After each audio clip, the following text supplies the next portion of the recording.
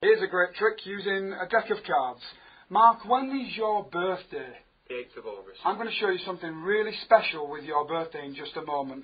Everybody's got a birthday card. It's lucky for them. People don't know it, but I swear it's true. Andy, when's your birthday? The 7th of January. Oh, that's the 2 of spades. No, really it is. I'll show you what I mean.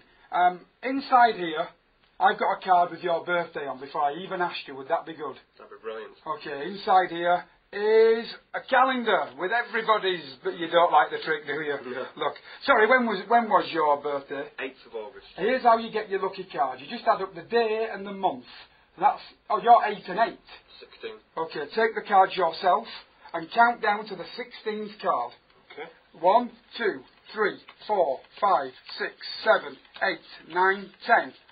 12, 13, 14, 15. Place the 16th one here. 6 of hearts, yes? Yeah. Check there's no more 6s of hearts. All the backs are all regular. There's no special ones or anything. No. All the backs of these cards are regular as well.